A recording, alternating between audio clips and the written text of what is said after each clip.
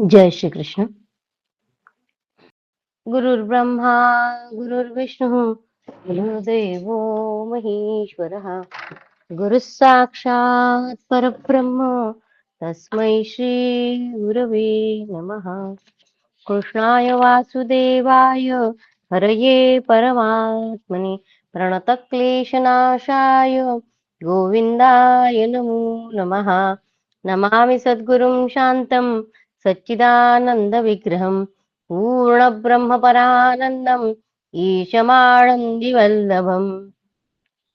ॐ पार्थाय प्रतिबोधितां भगवता नारायणेन स्वयं व्यासेन ग्रथितां पुराणमुनिना मध्ये महाभारतम् अद्वैतामृतवर्षिणीं भगवतीम् अष्टादशाध्यायिनीम् अम्ब त्वान्मनुसन्दधामि भगवद्गीते भवद्वेषिणीम्। नमोऽस्तु ते व्यासविशालबुद्धे फुल्लारविन्दायतपत्रनेत्र येन त्वया भारततैलपूर्णः प्रज्वालितो ज्ञानमयः प्रदीपः। प्रपन्नपारिजाताय स्तोत्रवेत्रैकपाणये ज्ञानमुद्राय कृष्णाय गीतामृतदुहे नमः। नारायणं नमस्कृत्य नरं चैव नरोत्तमं देवीं सरस्वतीं व्यासं ततो जयमुदीरये। जय श्री कृष्ण। राजा उपरिचर की कथा हम देख रहे थे। हाँ, तो राजा उपरिचर जो था उसकी हम कथा देख रहे थे कि उनके पितरों ने उनको वन में भेजा है शिकार के लिए, और वहां पे वो कामबाण से पीड़ित हो गया है, और उसने एक वृक्ष के नीचे बैठकर अपना जो वीर्य है वो स्खलित किया है, और उस वीर्य को एक बाज के हाथ से वो अपनी जो गिरिका नाम की जो रानी है उसके पास भेजने की वो कोशिश कर रहा है। वो बाज उसको लेके जा रहा है। रास्ते में दूसरे बाज ने उसके ऊपर दोनों का जैसे कुछ खाने की चीजें ये सोचकर उन दोनों की लड़ाई हो गई, और वो जो उनका जो वीर्य था वो यमुना में नीचे गिर गया। वो नीचे गिर गया तो वहां पे एक अप्सरा जो मछली बनी हुई थी अद्रिका नाम से, तो उस जल में पड़ी हुई मछली के इसमें से वो बाज के पंजे से छुटकर गिरे हुए उस वीर्य को उस मत्स्यधारिणी अद्रिका ने निगल लिया, और फिर उसको उस मछली को एक पुरुष और एक कन्या ऐसे दो संतान हुई। यहाँ से हम आगे देखेंगे। यह आश्चर्यजनक घटना देखकर मछेरों ने राजा के पास जाकर निवेदन किया, महाराज, मछली के पेट से ये दोनों मनुष्य बालक उत्पन्न हुए हैं। मछेरों की बात सुनकर राजा उपरिचर ने उस समय उन दोनों बालकों में से जो पुरुष था उसे स्वयं ग्रहण कर लिया। वही मत्स्य नाम का धर्मात्मा एवं सत्य प्रतिज्ञ राजा हुआ। इधर वह शुभ लक्षणा अप्सरा अद्रिका क्षण भर में शाप मुक्त हो गई। भगवान ब्रह्मा जी ने पहले ही उससे कह दिया था कि तिर्यक योनि में पड़े हुई तुम दो मानव संतानों को जन्म देकर शाप से छूट जाओगे। अतः मछली मारने वाले मल्हा ने जब उसे काटा तो वह मानव बालकों को जन्म देकर मछली का रूप छोड़ दिव्य रूप को प्राप्त हो गई। इस प्रकार वह सुंदर अप्सरा सिद्ध महर्षि और चारणों के पथ से स्वर्ग में चली गई। अद्रिका नाम की उन जुड़वी संतानों में जो कन्या थी वह मछली की पुत्री होने से उसके शरीर से मछली की गंध आती थी। अतः राजा ने उसे मल्लाह को सौंप दिया और कहा, यह तेरी पुत्री होकर रहे। वह रूप और सत्व से संयुक्त तथा समस्त सद्गुणों से संपन्न होने के कारण सत्यवती नाम से प्रसिद्ध हुई। मछेरों के आश्रय में रहने के कारण वह पवित्र मुस्कान वाली कन्या कुछ काल तक मत्स्यगंधा नाम से विख्यात रही। वह पिता की सेवा के लिए यमुना जी के जल में नाव चलाया करती थी। एक दिन तीर्थ यात्रा के उद्देश्य से सब और विचरने वाले महर्षि पाराशर ने उसे देखा। वह अतिशय रूप सौंदर्य से सुशोभित थी। सिद्धों के हृदय में भी उसे पाने की अभिलाषा जाग उठती थी। उसकी हंसी बड़ी मनमोहक थी। उसकी जांघें कदली की सी शोभा धारण करती थी। उस दिव्य वसुकुमारी को देखकर परम बुद्धिमान मुनिवर पाराशर ने उसके साथ समागम की इच्छा प्रकट की। व्यास जी के जन्म की कथा देख रहे हैं हम, और कहा, कल्याणी मेरे साथ संगम करो। वह बोली, भगवान देखिए, नदी के आर पार दोनों तटों पर बहुत से ऋषि खड़े हुए। हम हम दोनों को देख रहे हैं। ऐसी दशा में हमारा समागम कैसे हो सकता है? उसके ऐसा कहने पर शक्तिशाली भगवान पाराशर ने कोहरे की सृष्टि की। जो कोहरा है ना, वो भगवान पाराशर ने कोहरे की सृष्टि की, जिससे वहां का सारा प्रदेश अंधकार से आच्छादित सा हो गया। महर्षि द्वारा कोहरे की सृष्टि देखकर वह तपस्विनी कन्या आश्चर्यचकित एवं लज्जित हो गई। सत्यवती ने कहा, भगवान, आपको मालूम होना चाहिए कि मैं सदा अपने पिता के अधीन रहने वाली कुमारी कन्या हूँ। निष्पाप महर्षि, आपके संयोग से मेरा कन्या भाव यानी मेरा कुमारीपन दूषित हो जाएगा। द्विजश्रेष्ठ, कन्या भाव दूषित हो जाने पर मैं कैसे अपने घर जा सकती हूँ? बुद्धिमान मुनीश्वर, अपने कन्यापन के कलंकित हो जाने पर मैं जीवित रहना नहीं चाहती।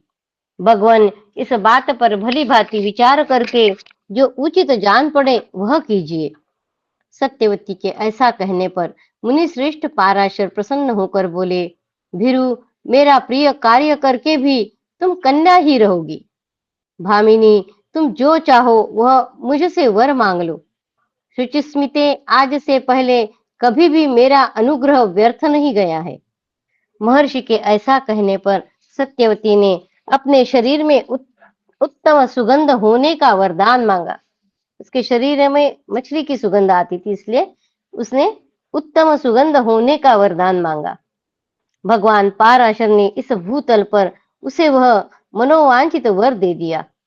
तदनंतर वरदान पाकर प्रसन्न हुई सत्यवती नारीपन के समागमोचित गुण से विभूषित हो गई और उसने अद्भुत कर्मा महर्षि पाराशर के साथ समागम किया। उसके शरीर से उत्तम गंध फैलने के कारण पृथ्वी पर उसका नाम गंधवती विख्यात हुआ। पहले वो मछली की गंध आती थी, इसे मत्स्य गंधा थी, अभी सुगंधी गंध आने से वो गंधवती हो गई। इस पृथ्वी पर 1 योजन दूर के मनुष्य भी उसकी दिव्य सुगंध का अनुभव करते थे। इस कारण उसका दूसरा नाम योजन गंधा हो गया। 1 योजन दूर पर उसका सुगंध आता था, इसलिए योजन गंधा यह नाम हुआ। इस प्रकार परम उत्तम वर पाकर हर्ष उल्लास से भरी हुई सत्यवती ने महर्षि पाराशर का संयोग प्राप्त किया और तत्काल ही एक शिशु को जन्म दिया। यमुना के द्वीप में अत्यंत शक्तिशाली पाराशर नंदन व्यास प्रकट हुए। उन्होंने माता से यह कहा, आवश्यकता पड़ने पर तुम मेरा स्मरण करना, मैं अवश्य दर्शन दूंगा। इतना कहकर माता की आज्ञा ले व्यास जी ने तपस्या में ही मन लगाया। इस प्रकार महर्षि पाराशर द्वारा सत्यवती के गर्भ से द्वयपायन व्यास जी का जन्म हुआ। पाराशर और सत्यवती के पुत्र है व्यास जी। वे बाल्यावस्था में ही यमुना के द्वीप में छोड़े दिए गए, इसलिए द्वैपायन नाम से प्रसिद्ध हुए। तदनंतर सत्यवती प्रसन्नता पूर्वक अपने घर पर गई। उस दिन से भूमंडल के मनुष्य 1 योजन दूर से ही उसकी दिव्य गंध का अनुभव करने लगे। उसका पिता दाशराज भी उसकी गंध सूंघ कर बहुत प्रसन्न हुआ। दाशराज ने पूछा, बेटी, तेरे शरीर से मछली की सी दुर्गंध आने के कारण लोग तुझे मत्स्य गंधा कहा करते थे, फिर तुझे में यह सुगंध कहाँ से आ गई? किसने यह मछली की दुर्गंध दूर कर तेरे शरीर को सुगंध प्रदान की है? सत्यवती बोली, पिताजी, महर्षि शक्ति के पुत्र महाज्ञानी पाराशर है।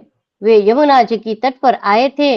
उस समय मैं नाव खे रही थी उन्होंने मेरी दुर्गंधता की ओर लक्ष्य करके मुझ पर कृपा की, मेरे शरीर से मछली की गंध दूर करके ऐसी सुगंध दे दी जो 1 योजन दूर तक अपना प्रभाव रखती है। महर्षि का यह कृपा प्रसाद देखकर सब लोग बड़े प्रसन्न हुए।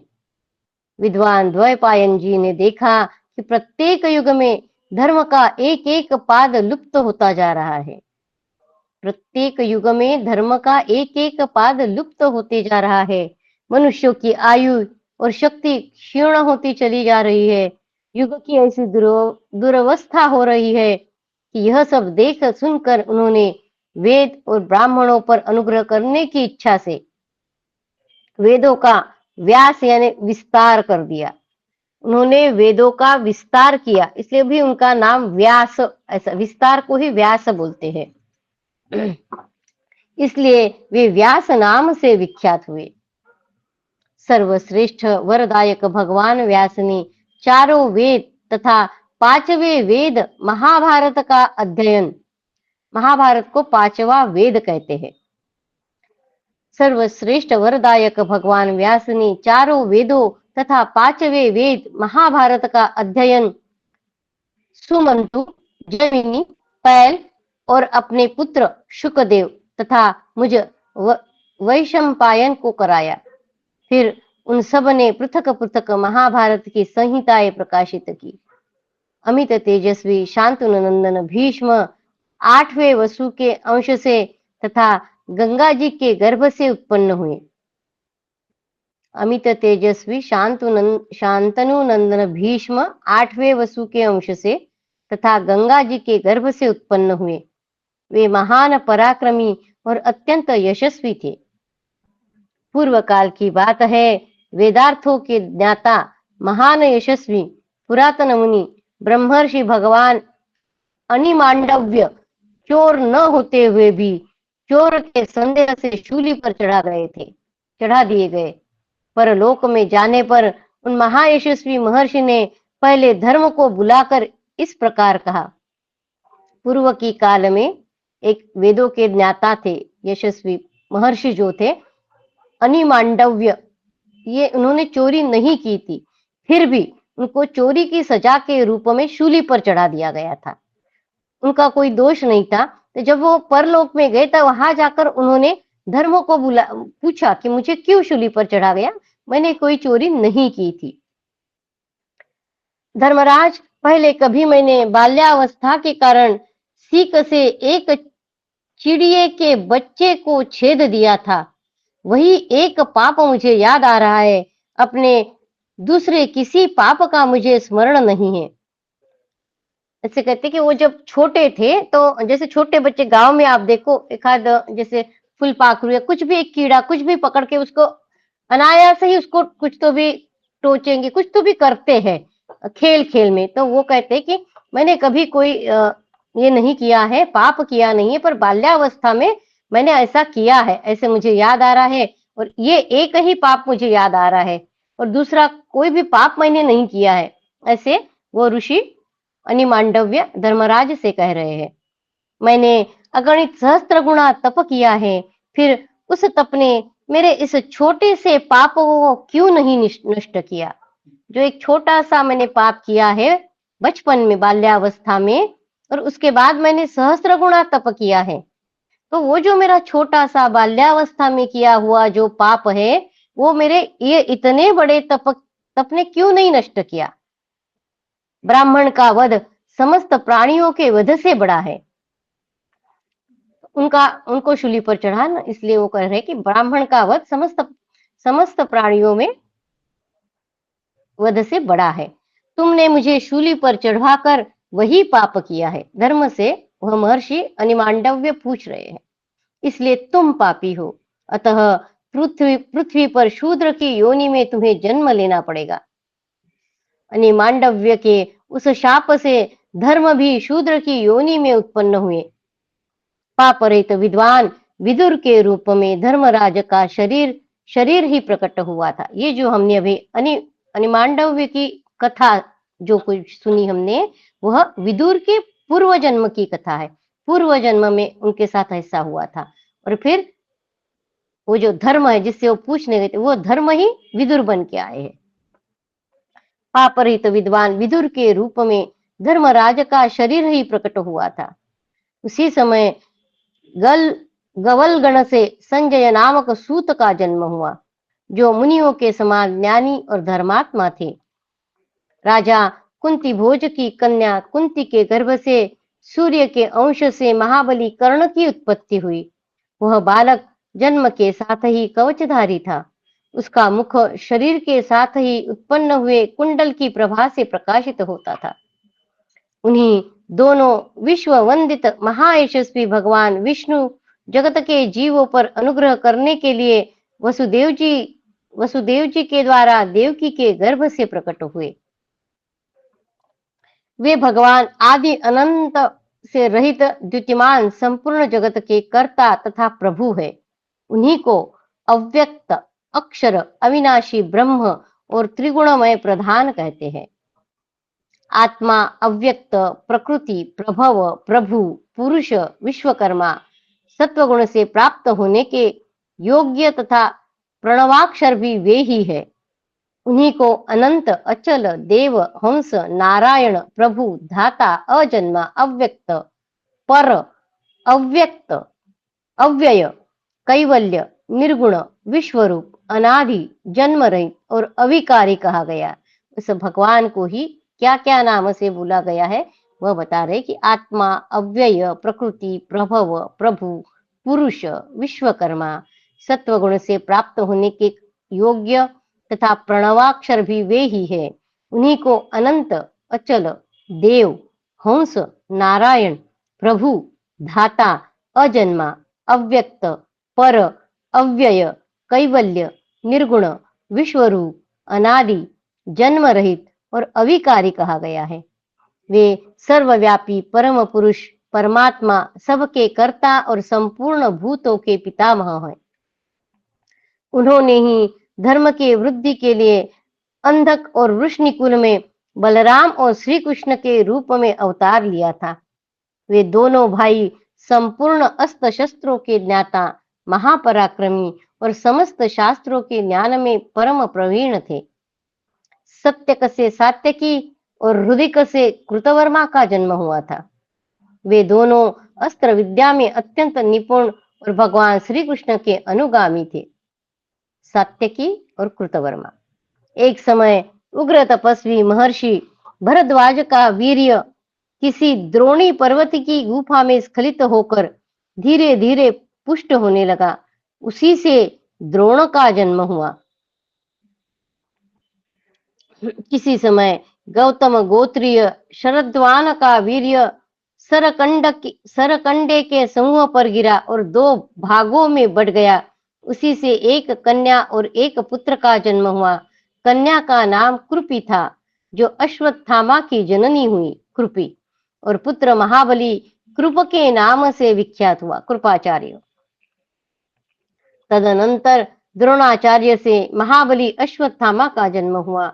इसी प्रकार यज्ञ कर्म का अनुष्ठान होते समय प्रज्वलित अग्नि से दृष्टद्युम्न का प्रादुर्भाव हुआ, जो साक्षात अग्निदेव के समान तेजस्वी थे। पराक्रमी वीर दृष्टद्युम्न द्रोणाचार्य का विनाश करने के लिए धनुष लेकर प्रकट हुआ था।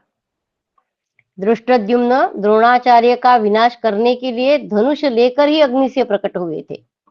उसी यज्ञ की वेदी से शुभ स्वरूपा तेजस्विनी द्रौपदी भी उत्पन्न हुई थी, जो परम उत्तम रूप धारण करके अपने सुंदर शरीर से अत्यंत शोभा पा रही थी।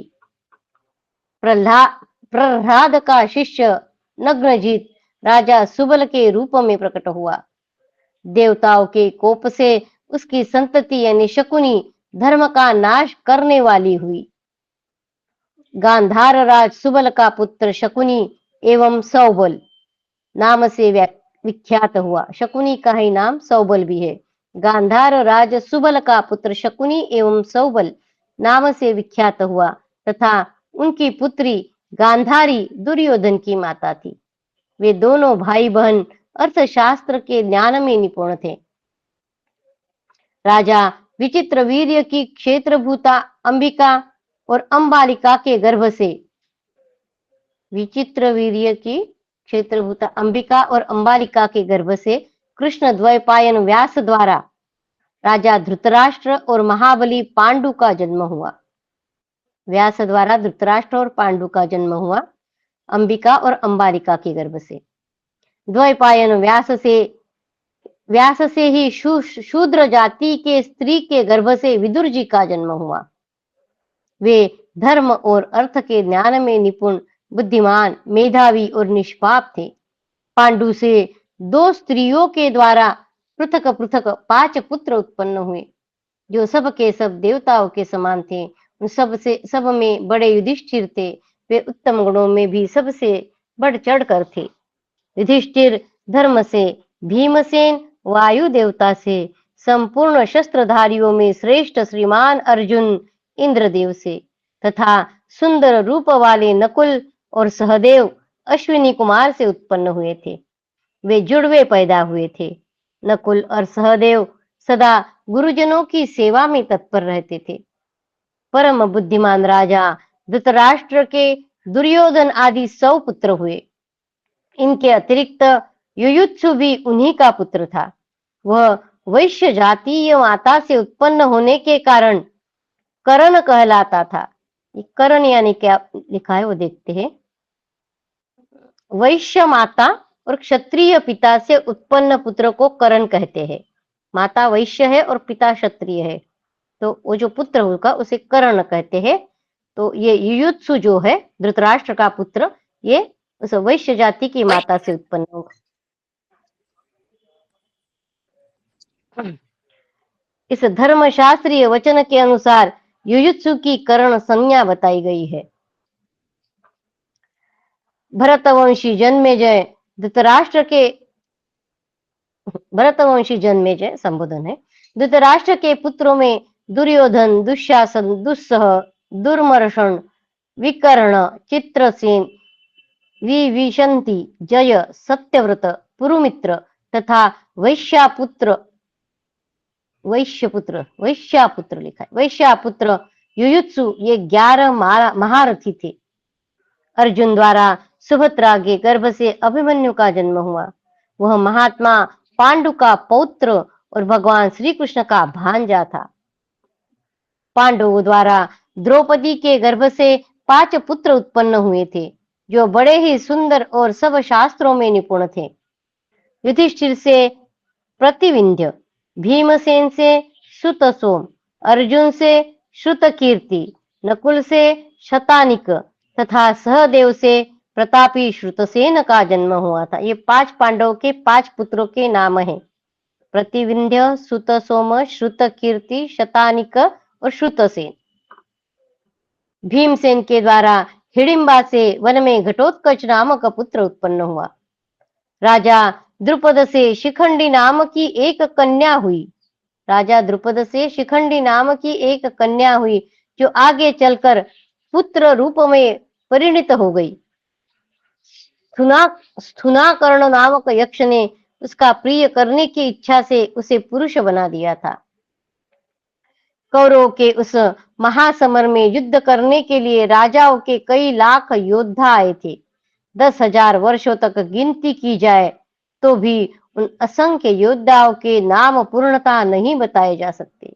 यहाँ कुछ मुख्य राजाओं के नाम बताए गए हैं, जिनके चरित्रों से इस महाभारत कथा का विस्तार हुआ है।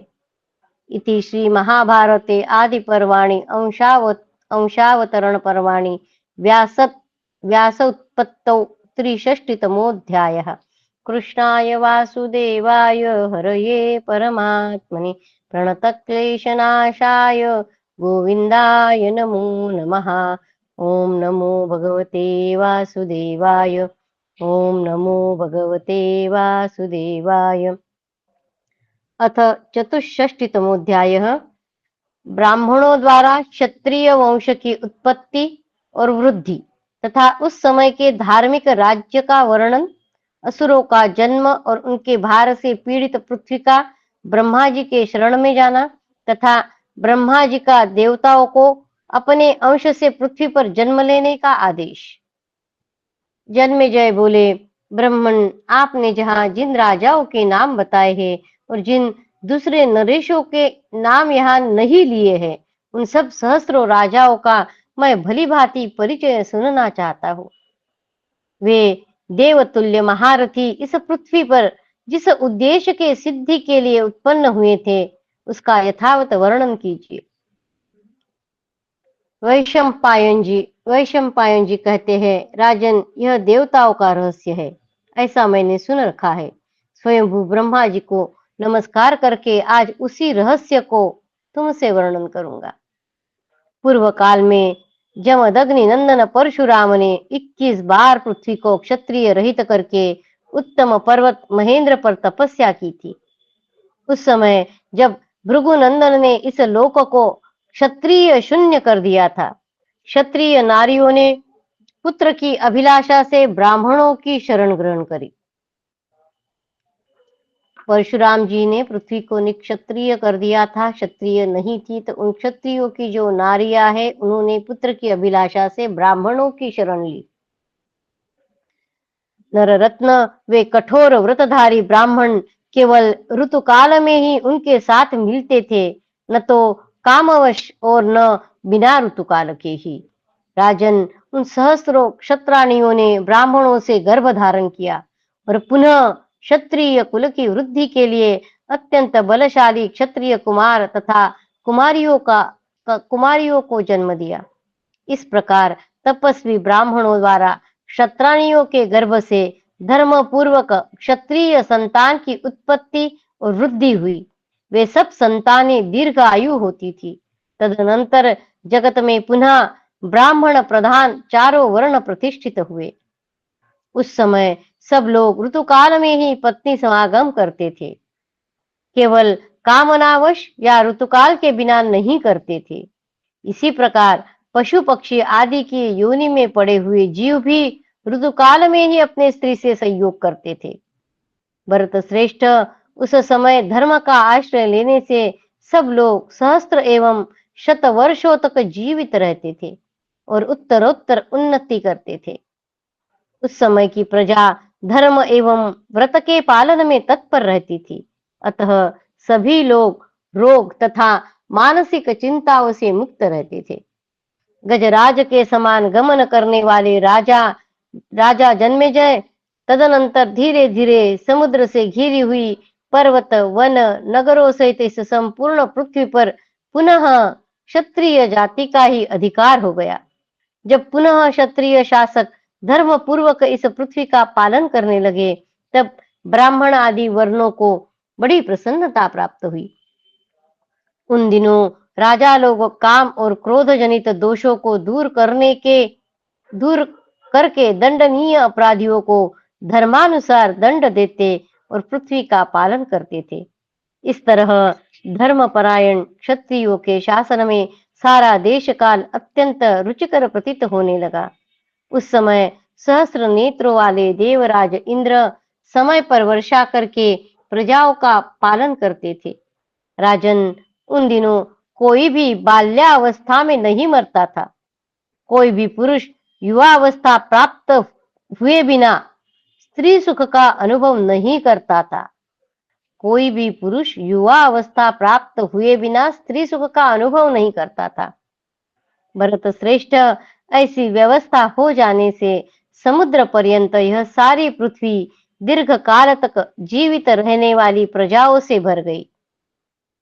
क्षत्रिय लोग बहुत से दक्षिणा वाले बड़े बड़े यज्ञों द्वारा यजन करते थे। ब्राह्मण अंगों और उपनिषदों सहित संपूर्ण वेदों का अध्ययन करते थे। राजन, उस समय ब्राह्मण न तो वेद का विक्रय करते थे और न शूद्रों के निकट वेद मंत्रों का उच्चारण ही करते थे। उस समय ब्राह्मण न तो वेद का विक्रय करते थे, जैसे कि ब्राह्मण का काम है विद्या देना, तो उसके बदले में उसको उसका पैसा नहीं लेना चाहिए। जो वेद पढ़ाते उन्होंने पैसे नहीं लेने चाहिए, विक्रय नहीं करते थे, जो शब्द आया है। उस समय ब्राह्मण न तो वेद का विक्रय करते और न शूद्रों के निकट वेद मंत्रों का उच्चारण ही करते। शूद्रों को वेद का उच्चारण करने से निषिद्ध माना गया है। वैश्यगण बैलों द्वारा इस पृथ्वी पर दूसरों से खेती कराते हुए भी स्वयं उनके कंधे पर जुआ नहीं रखते थे, उन्हें बोझ ढोने में नहीं लगाते थे और दुर्बल अंग वाले निकम्मे पशुओं को भी दाना घास देकर उनके जीवन की रक्षा करते थे। निकम्मे पशुओं को भी दाना घास देकर उनके जीवन की रक्षा करते थे। जब तक बछड़े केवल दूध पर रहते, घास नहीं चरते, तब तक मनुष्य गौओं का दूध नहीं दोते थे। जब तक बछड़े केवल दूध पर रहते थे, घास नहीं चरते थे, तब तक मनुष्य गौओं का दूध नहीं दोते थे। व्यापारी लोग बेचने योग्य वस्तुओं का झूठे मापतोल द्वारा विक्रय नहीं करते थे। नरश्रेष्ठ, सब मनुष्य धर्म की ओर दृष्टि रखकर धर्म में तत्पर हो धर्मयुक्त कर्मों का ही अनुष्ठान करते थे। राजन, उस समय सब वर्णों के लोग अपने अपने कर्म के पालन में लगे रहते थे। सब वर्णों के लोग अपने अपने कर्म के पालन में लगे रहते थे। नरश्रेष्ठ, इस प्रकार उस समय कहीं भी धर्म का ह्रास नहीं होता था। भरत श्रेष्ठ, गौए तथा स्त्रियां भी ठीक समय पर ही संतान उत्पन्न करती थी। ऋतु आने पर ही वृक्षों में फूल फल लगते थे। नरेश्वर, इस तरह उस समय सब और सत्ययुग छा रहा था। सारी पृथ्वी नाना प्रकार के प्राणियों से खूब भरी पूरी रहती थी। भरत श्रेष्ठ, इस प्रकार संपूर्ण मानव जगत बहुत प्रसन्न था। मनुजेश्वर, इसी समय असुर लोग राजपत्नियों के गर्भ से जन्म लेने लगे। इसी समय असुर लोग राजपत्नियों के गर्भ से जन्म लेने लगे। उन दिनों अदिति के पुत्र देवता उन दिनों अदिति के पुत्र देवता द्वारा दैत्यगण अनेक बार युद्ध में पराजित हो चुके थे। स्वर्ग के ऐश्वर्य से भ्रष्ट होने पर वे इस पृथ्वी पर ही जन्म लेने लगे। देवता लोग जो है वो दैत्यगण से युद्ध में पराजित होने के कारण स्वर्ग से भ्रष्ट हो गए और पृथ्वी पर जन्म लेने लगे। प्रभु, यही रहकर देवत्व प्राप्त करने की इच्छा से वे मनस्वी असुर भूतल पर मनुष्यों तथा भिन्न भिन्न प्राणियों में जन्म लेने लगे।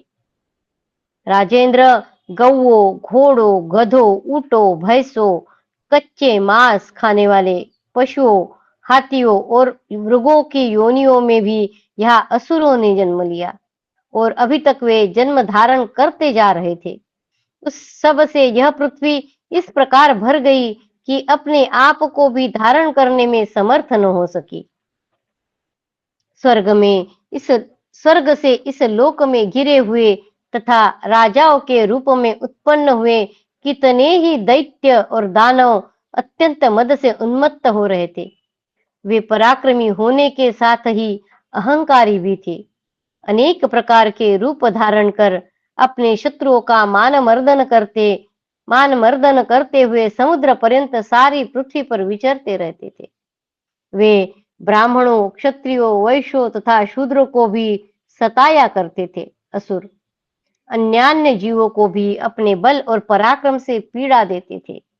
राजन, वे असुर लाखों की संख्या में उत्पन्न हुए थे और समस्त प्राणियों को डराते, धमकाते तथा उनकी हिंसा करते हुए भूमंडल में सब ओर घूमते रहते थे। वे वेद और ब्राह्मण के विरोधी, पराक्रम के नशे में चूर तथा अहंकार और बल से मतवाले होकर इधर उधर आश्रमवासी महर्षियों को भी तिरस्कार करने लगे। राजन, जब इस प्रकार बल और पराक्रम की मदद से उन्मत्त महादैत्य विशेष यत्न पूर्वक इस पृथ्वी को पीड़ा देने लगे, तब यह ब्रह्मा जी की शरण में जाने को उद्यत हुई पृथ्वी। दानवों ने बलपूर्वक जिस पर अधिकार कर लिया था, पर्वतों और वृक्षों सहित उस पृथ्वी को उस समय कच्छप और दिग्गज आदि की संगठित शक्तियां तथा शेषनाग भी धारण करने में समर्थ न हो सके। तब असुरों के भार से आतुर तथा भय से पीड़ित हुई पृथ्वी संपूर्ण भूतों के पितामह भगवान ब्रह्मा जी के शरण में उपस्थित हुई। ब्रह्मलोक में जाकर पृथ्वी ने उन लोक सृष्टा अविनाशी देव भगवान ब्रह्मा जी का दर्शन किया, जिन्हें महाभाग देवता, द्विज और महर्षि घेरे हुए थे। देव कर्म में संलग्न रहने वाले अप्सराएं और गंधर्व उन्हें प्रसन्नतापूर्वक प्रणाम करते थे। ब्रह्मा जी को पृथ्वी ने उनके निकट जाकर प्रणाम किया। भारत तदनंतर शरण चाहने वाली भूमि ने समस्त लोकपालों के समीप अपना सारा दुख ब्रह्मा जी से निवेदन किया। राजन, स्वयंभू ब्रह्मा सबके कारण रूप है, अतः पृथ्वी का जो आवश्यक कार्य था वह उन्हें पहले से ही ज्ञात हो गया था। भला जो जगत के सृष्टा है, वे देवता और असुरों सहित समस्त जगत का संपूर्ण मनोगत भाव क्यों न समझ ले। महाराज, जो इस भूमि के पालक और प्रभु है, सबकी उत्पत्ति के कारण तथा समस्त प्राणियों के अधीश्वर है, वे कल्याणमय प्रजापति ब्रह्मा जी उस समय भूमि से इस प्रकार बोले। ब्रह्मा जी ने कहा, वसुंधरे, तुम जिस उद्देश्य से मेरे पास आई हो, उसकी सिद्धि के लिए मैं संपूर्ण देवताओं को नियुक्त कर रहा हूं।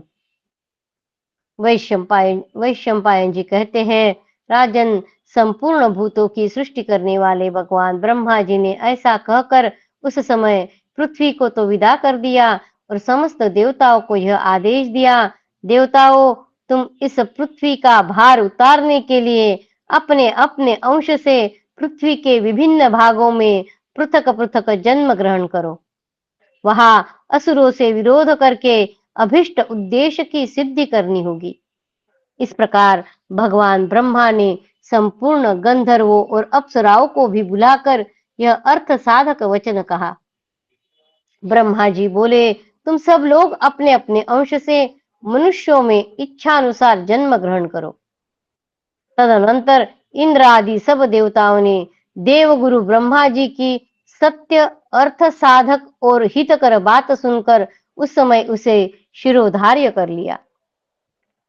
अब वे अपने अपने अंशों से भूलोक में सब ओर जाने का निश्चय करके शत्रुओं का नाश करने वाले भगवान नारायण के समीप वैकुंठ धाम में जाने को उद्यत हुए। जो अपने हाथों में चक्र और गदा धारण करते हैं, पीतांबर पहनते हैं, जिनके अंगों की कांति श्याम रंग की है, जिनके नाभि से कमल का प्रादुर्भाव हुआ है, जो देव शत्रुओं के नाशक तथा विशाल और मनोहर नेत्रों से युक्त है, जो प्रजापतियों के भी पति, दिव्य स्वरूप देवताओं के रक्षक, महाबली, श्री वत्स चिन्ह से सुशोभित, इंद्रियों के अधिष्ठाता तथा संपूर्ण देवताओं द्वारा पूजित है। उन भगवान पुरुषोत्तम के पास जाकर इंद्र ने उनसे कहा, प्रभु, आप पृथ्वी का शोधन करने के लिए यानी भार हरण करने के लिए अपने अंश से अवतार ग्रहण करें। तब श्री हरि ने तथास्तु कहकर उनकी प्रार्थना स्वीकार कर ली। इति श्री महाभारते आदि पर्वाणि अंशावतरण पर्वाणि चतुष्षष्टितमोऽध्यायः। कृष्णाय वासुदेवाय हरये परमात्मने प्रणतक्लेशनाशाय गोविन्दाय नमो नमः। ओम नमो भगवते वासुदेवाय। ओम नमो भगवते वासुदेवाय। यहाँ पे हमारा जो अंशावतरण पर्व था वो समाप्त होकर संभव पर्व शुरू हुआ है।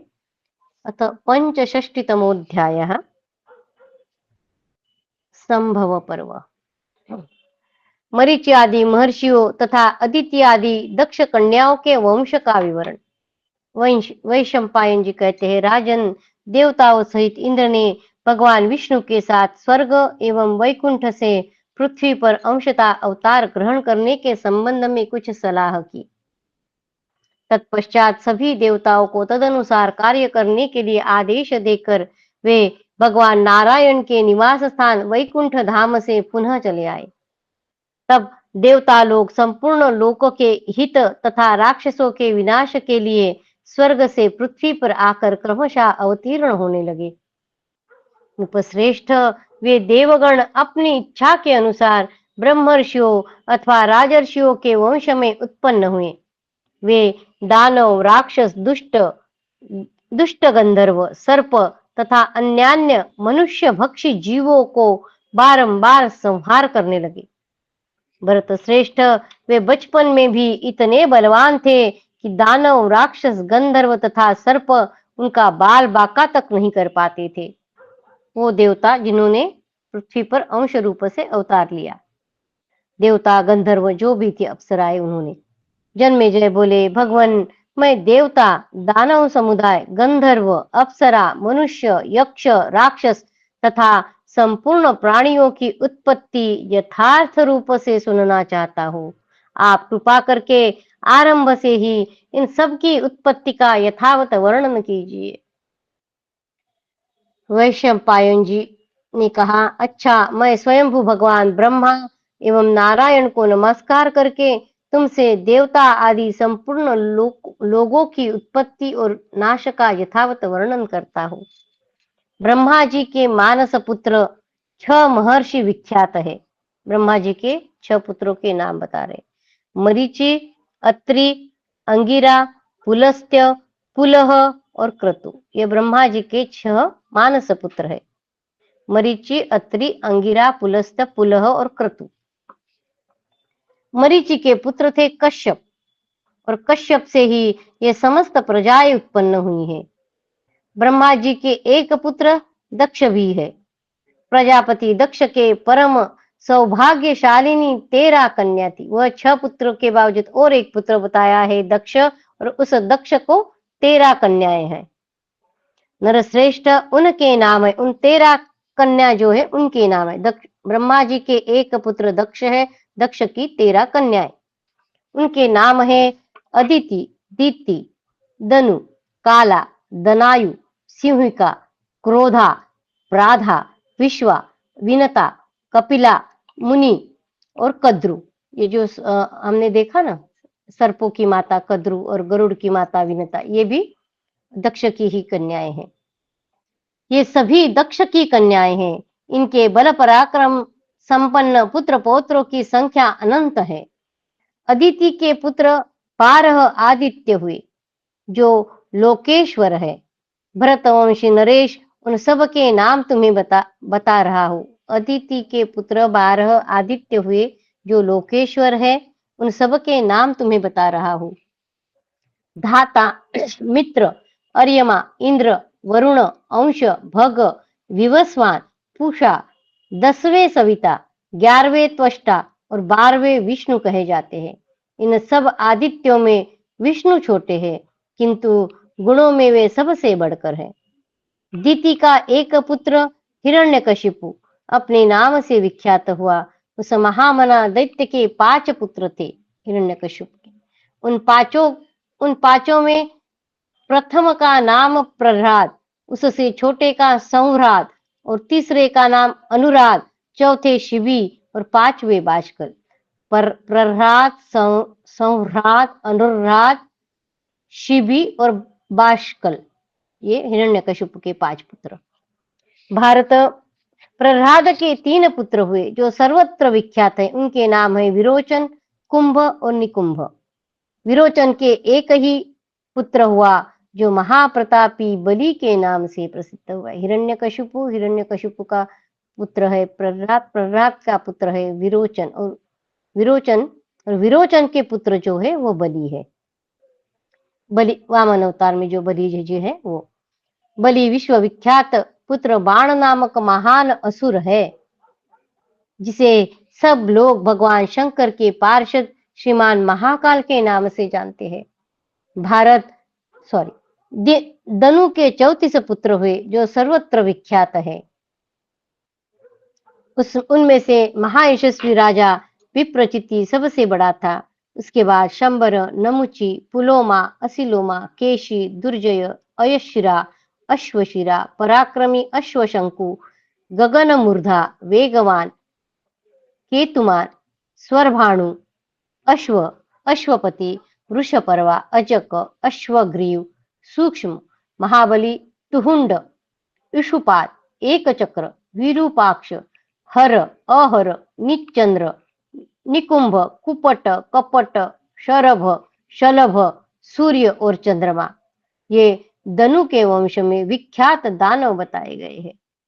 देवताओं में जो सूर्य और चंद्रमा माने गए वे दूसरे हैं, और प्रधान दानवों में सूर्य तथा चंद्रमा दूसरे हैं। ये दानव में जो चंद्र और सूर्य जो ये इसमें नाम आया है ये अलग है, और जो देवता सूर्य चंद्र है वे अलग है।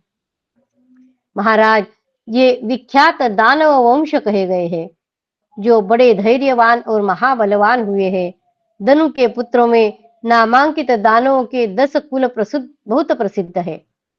दनु के पुत्रों में दानवों के 10 कुल बहुत प्रसिद्ध है। एकाक्ष, वीर मृतपा, प्रलंब, नरक, वातापी, शत्रुतपन, महान असुर शठ, गविष्ठ, वनायु तथा दानव दीर्घजिह्व, इन सब के पुत्र पौत्र असंख्य बताए गए हैं। सिंहिका ने राहु नामक पुत्र को उत्पन्न किया जो चंद्रमा और सूर्य का मान मर्दन करने वाला है। राहु, इसके सिवा सुचंद्र, चंद्रहर्ता तथा चंद्र प्रमर्दन को भी उसी ने जन्म दिया। सिंहिका, क्रूरा यानी जो 13 ये बताई थी ना दक्ष की कन्याएं, उनका अभी वंशा बता रहे, एक एक कन्या को क्या क्या पुत्र हुए वो बता रहे। क्रूरा के क्रूर स्वभाव वाले असंख्य पुत्र और पौत्र उत्पन्न हुए। शत्रुओं का नाश करने वाले क्रूर कर्मा क्रोधवश नामक गण भी क्रूरा के ही संतान हैं। दनायु के असुरों में श्रेष्ठ 4 पुत्र हुए, विक्षर, बल, वीर और महान असुर वृत। काला के विख्यात पुत्र अस्त्र शस्त्रों का प्रहार करने में कुशल और साक्षात काल के समान भयंकर थे। दानों में उनकी बड़ी ख्याति थी। वे महान पराक्रमी और शत्रुओं को संताप देने वाले थे। उनके नाम इस प्रकार है: विनाशन, क्रोध, क्रोधहंता तथा क्रोध शत्रु। कालकेय नाम से विख्यात दूसरे दूसरे असुर भी काला के ही पुत्र थे। असुरों के उपाध्याय यानी अध्यापक एवं पुरोहित शुक्राचार्य महर्षि भृगु के पुत्र थे। असुरों के जो उपाध्याय है, आचार्य है, वो शुक्राचार्य है और वो महर्षि भृगु के पुत्र थे। उन्हें उशना भी कहते हैं। उशना के 4 पुत्र हुए जो असुरों के पुरोहित थे। इनके अतिरिक्त त्वष्टाधर तथा अत्रि ये 2 पुत्र और हुए जो रौद्र कर्म करने और कराने वाले थे। उशना के सभी पुत्र, उशना यानी शुक्राचार्य, उशना के सभी पुत्र सूर्य के समान तेजस्वी तथा ब्रह्म लोक को ही परम आश्रय मानने वाले थे। राजन, मैंने पुराण में जैसे सुन रखा है उसके अनुसार तुमसे वह वेगशाली असुरों और देवताओं के वंश की उत्पत्ति का वृत्तांत बताया है। महिपाल, जिनकी जो संतानें हैं उन सब की पूर्ण रूप से गणना नहीं की जा सकती, क्योंकि वे सब अनंत गुणे हैं। तार्क्ष, अरिष्टनेमि, गरुड़, अरुण और आरुणी तथा वारुणी ये विनता के पुत्र कहे गए हैं। तार्क्ष, अरिष्टनेमि, गरुड़, अरुण, आरुणी तथा वारुणी, हमने उसमें से गरुड़ और अरुण की कथा से सुनी पहले। ये विनता के पुत्र कहे गए। शेष, अनंत, वासुकी, तक्षक, कुर्म और कुलिक आदि नागगण कद्रु के पुत्र कहलाते हैं। राजन, भीमसेन, उग्रसेन, सुपर्ण, वरुण, गोपति, धृतराष्ट्र, 7वें सूर्यवर्चा, सत्यवाक, अर्कपर्ण, विख्यात प्रयुत, भीम, सर्वज्ञ और जितेंद्रिय चित्ररथ, शालिशिरा, 14वें पर्जन्य, 15वें कली और 16वें नारद, ये सब देव गंधर्व जाति वाले 16 पुत्र मुनि के गर्भ से उत्पन्न कहे गए हैं। भारत इसके अतिरिक्त अन्य बहुत से वंशों की उत्पत्ति का वर्णन करता हूँ। प्राधा नाम वाली दक्ष कन्या ने अनवद्या, मनु, वंशा, असुरा, मार्गण प्रिया, अरूपा, सुभगा और भासी इन कन्याओं को उत्पन्न किया। सिद्ध, पूर्ण, बरही, महायशस्वी, पूर्णायु, ब्रह्मचारी, रतिगुण, 7वें सुपर्ण, विश्वावसु, भानु और 10वें सुचंद्र, ये 10 देव गंधर्व भी प्राधा के ही पुत्र बताए गए। दक्ष की 13 कन्याओं के वंश का विस्तार बता रहे हैं, किस किस कन्या को कौन से पुत्र हुए। इनके सिवा महाभागा देवी प्राधा ने पहले देवर्षि कश्यप के समागम से इन प्रसिद्ध अप्सराओं के शुभ लक्षण वाले समुदाय को उत्पन्न किया था। उनके नाम है अलम्बुषा, मिश्रकेशी, विद्युतपर्णा, तिलोत्तमा, अरुणा, रक्षिता, रंभा, मनोरमा, केशिनी, सुबाहु, सुरता, सुरजा और सुप्रिया। ये सारी अप्सराएं हैं जो महर्षि कश्यप के द्वारा, प्राधा और कश्यप के द्वारा इन अप्सराओं का जन्म हुआ है। अतिबाहु, सुप्रसिद्ध हाहा और हु तथा तुम्बरु, ये 4 श्रेष्ठ गंधर्व भी प्राधा के ही पुत्र माने गए हैं। अमृत, ब्राह्मण, गव्य, गंधर्व तथा अप्सराएं, यह सब पुराण में कपिला की संतानें बताई गई है। राजन, इस प्रकार मैंने तुम्हें संपूर्ण भूतों की उत्पत्ति का वृत्तांत बताया है। इसी तरह गंधर्वों, अप्सराओं, नागों, सुपर्णों, रुद्रों, मरुदगणों, गौवों तथा श्री संपन्न पुण्यकर्मा ब्राह्मणों के जन्म की कथा भी भली भांति कही है। यह प्रसंग आयु देने वाला, पुण्यमय, प्रशंसनीय तथा सुनने में सुखद है।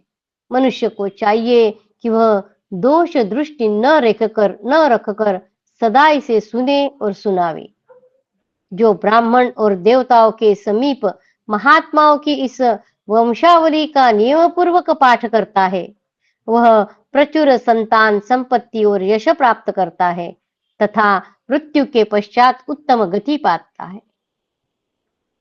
इति श्री महाभारते आदि पर्वाणि संभव पर्वाणि आदित्या दिव्य वंश कथने 65तमोऽध्यायः। कृष्णाय वासुदेवाय हरये परमात्मने प्रणतक्लेशनाशाय गोविन्दाय नमो नमः। ओम नमो भगवते वासुदेवाय। ओम नमो भगवते वासुदेवाय। अथ 66तमोऽध्याय महर्षियों तथा कश्यप पत्नियों की संतान परंपरा का वर्णन।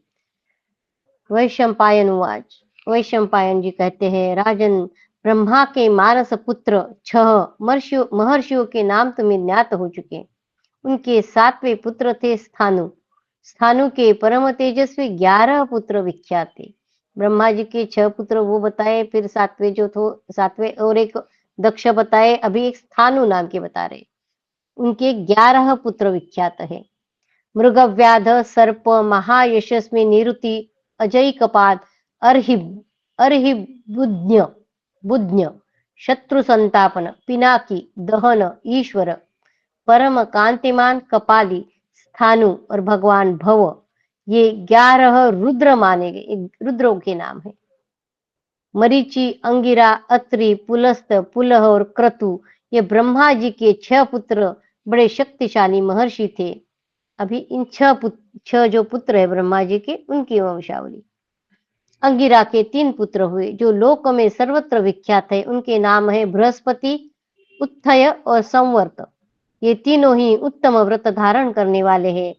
अत्रि के बहुत से पुत्र सुने जाते हैं। वे सब के सब वेदवेत्ता, सिद्ध और शांत चित्त महर्षि है। नरश्रेष्ठ बुद्धिमान पुलस्त मुनि के पुत्र राक्षस, वानर और किन्नर तथा यक्ष है। पुलस्त मुनि के जो पुत्र है वो राक्षस भी है, वानर भी है, किन्नर भी है और यक्ष भी है। राजन, पुलह के शरभ, सिंह, किम पुरुष, व्याघ्र, रीछ, इहामृग यानी भेड़िया जाति के पुत्र हुए। क्रतु के पुत्र क्रतु के समान ही पवित्र, तीनों लोकों में विख्यात, सत्यवादी, व्रतपारायण तथा भगवान सूर्य के आगे चलने वाले 60,000 वार्लकिल्य ऋषि हुए। क्रतु के पुत्र ब्रह्मा जी के दाहिने अंगूठे से महातपस्वी शांत चित्त महर्षि भगवान दक्ष उत्पन्न हुए। इसी प्रकार उन महात्मा के बाएं अंगूठे से उनके पत्नी का प्रादुर्भाव हुआ। ब्रह्मा जी के दाहिने अंगूठे से महातपस्वी महर्षि भगवान दक्ष उत्पन्न हुए और इसी प्रकार उन महात्मा के बाएं अंगूठे से उनके पत्नी का प्रादुर्भाव हुआ। महर्षि ने उसके गर्भ से 50 कन्याएं उत्पन्न की। वे सभी कन्याएं परम सुंदर अंगों वाली तथा विकसित कमल के सदृश विशाल लोचनों से सुशोभित थी। प्रजापति दक्ष के पुत्र जब नष्ट हो गए, तब उन्होंने अपनी उन उन कन्याओं को पुत्रिका बनाकर रखा, यानी उनका विवाह पुत्रिका धर्म के अनुसार किया। अभी पुत्रिका धर्म यानी क्या, तो मनुस्मृति में प्रजापति दक्ष को ही पुत्रिका विधि का प्रवर्तक बताकर उसका लक्षण इस प्रकार किया है, जिसके पुत्र न हो वह नामांकित विधि से अपनी कन्या को पुत्रिका बना ले। यह संकल्प कर ले कि इस कन्या के गर्भ से जो बालक उत्पन्न हो वह मेरा श्राद्धादि कर्म करने वाला पुत्र रूप होगा, यानी नाती जो होगा वही मेरा श्राद्ध करेगा। ये पुत्रिका धर्म बता रहे हैं। राजन दक्ष ने 10 कन्याएं धर्म को, 27 कन्याएं चंद्रमा को और 13 कन्याएं महर्षि कश्यप को दिव्य विधि के अनुसार समर्पित कर दी। दक्ष ने 10 कन्याएं धर्म को दी, 27 चंद्रमा को दी, 13 कश्यप को दी। अब धर्म की पत्नियों के नाम बता रहा हूं, सुनो। कीर्ति, लक्ष्मी, धृति, मेधा, पुष्टि, श्रद्धा, क्रिया, बुद्धि, लज्जा और मति, ये धर्म की 10 पत्नियां हैं। स्वयंभू ब्रह्मा जी ने इन सबको धर्म का द्वार निश्चित किया है, अर्थात इनके द्वारा धर्म में प्रवेश होता है। चंद्रमा की 27 समस्त लोकों में विख्यात है। चंद्रमा की 27 स्त्रियां समस्त लोक में विख्यात है। वे पवित्र व्रत धारण करने वाली सोम पत्नियां काल विभाग का ज्ञापन करने में नियुक्त है। लोक व्यवहार का निर्वाह करने के लिए वे सब की सब नक्षत्रवाचक नामों से युक्त है। चंद्रमा को जो 27 दिन 27 नक्षत्र है कहते हैं ना, तो उन 27 नक्षत्र जो है वही उनके नाम है। लोक व्यवहार निर्वाह करने के लिए वे सब की सब नक्षत्रवाचक नामों से युक्त है। पितामह ब्रह्मा जी के स्तन से उत्पन्न होने के कारण मुनिवर धर्मदेव उनके पुत्र माने गए। प्रजापति दक्ष भी ब्रह्मा जी के ही पुत्र है।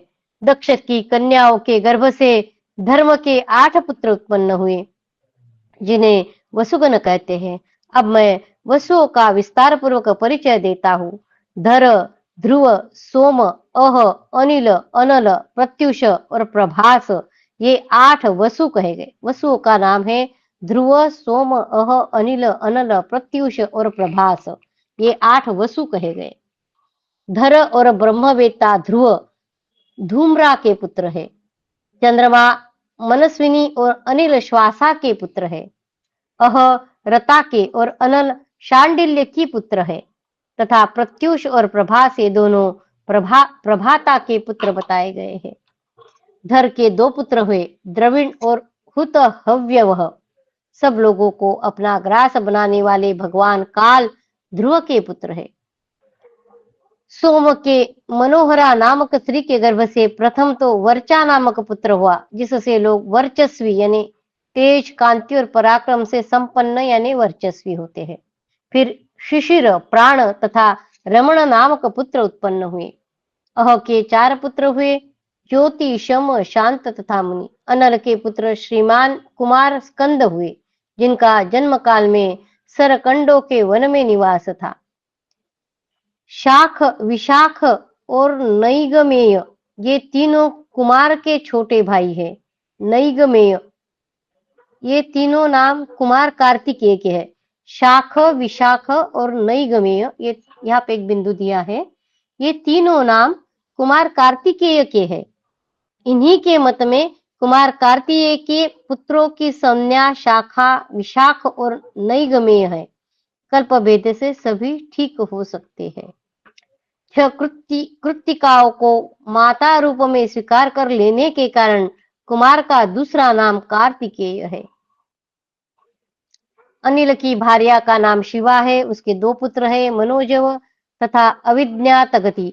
उसी प्रकार अनिल के भी 2 पुत्र कहे गए। देवल नामक सुप्रसिद्ध मुनि को प्रत्युषा का पुत्र माना जाता है। देवल के भी 2 पुत्र हुए, वे दोनों ही क्षमावान और मनीषी थे। बृहस्पति की बहन स्त्रियों में श्रेष्ठ एवं ब्रह्मवादिनी थी। बृहस्पति की बहन स्त्रियों में श्रेष्ठ एवं ब्रह्मवादिनी थी। वे योग में तत्पर हो संपूर्ण जगत में अनासक्त भाव से विचरती रही। वे ही वसुओं में 8वें वसु प्रभास की धर्म पत्नी थी। वसुओं में 8वीं जो वसु है उनकी पत्नी यानी बृहस्पति की बहन है ब्रह्मवादिनी। शिल्प कर्म के ब्रह्मा महाभाग विश्वकर्मा उन्हीं से उत्पन्न हुए। वे सहस्त्र शिल्पों के निर्माता तथा देवताओं के बढ़ई कहे जाते हैं, कारपेंटर। वे सब प्रकार के भूषणों को बनाने वाले और शिल्पियों में श्रेष्ठ है विश्वकर्मा। उन्होंने देवताओं के असंख्य दिव्य विमान बनाए हैं। मनुष्य भी महात्मा विश्वकर्मा के शिल्प का आश्रय ले जीवन निर्वाह करते हैं और सदा उन अविनाशी विश्वकर्मा की पूजा करते रहते हैं। ब्रह्मा जी के दाहिने स्तन को विदीर्ण करके मनुष्य रूप में भगवान धर्म प्रकट हुए, जो संपूर्ण लोकों को सुख देने वाले हैं। उनके 3 श्रेष्ठ पुत्र हैं, जो संपूर्ण प्राणियों के मन को हर लेते हैं। उनके नाम है शम, काम और हर्ष। वे अपने तेज से संपूर्ण जगत को धारण करने वाले हैं। मुझे लगता है यहाँ रुक जाएंगे हम आज। कृष्णाय वासुदेवाय हरये परमात्मने प्रणतक्लेशनाशाय गोविन्दाय नमो नमः। ओम नमो भगवते वासुदेवाय। ओम नमो भगवते वासुदेवाय। भव भवे यथा भक्तिः पादयोस्तव जायते तथा कुरुष्व देवेश नाथस्त्वं नो यतः प्रभो। नाम संकीर्तनं यस्य सर्वपापप्रणाशनं प्रणामो दुःखशमनस्तं नमामि हरिं परं। तं नमामि हरिं परं। त्वदीयं वस्तु गोविन्द तुभ्यमेव समर्पये। तेन त्वदङ्घ्रिकमले रतिं मे यच्छ शाश्वतीम्। ॐ पूर्णमदः पूर्णमिदं पूर्णात् पूर्णमुदच्यते पूर्णस्य पूर्णमादाय पूर्णमेवावशिष्यते। ओम शांति शांति शांति। हरि ओम तत्सत्। श्री कृष्णार्पणमस्तु। श्री गुरुभ्यो नमः। जय श्री कृष्ण। हम सभी भाग्यवान हैं कि ये जय श्री कृष्ण। सारी जय श्री कृष्ण। जय श्री कृष्ण।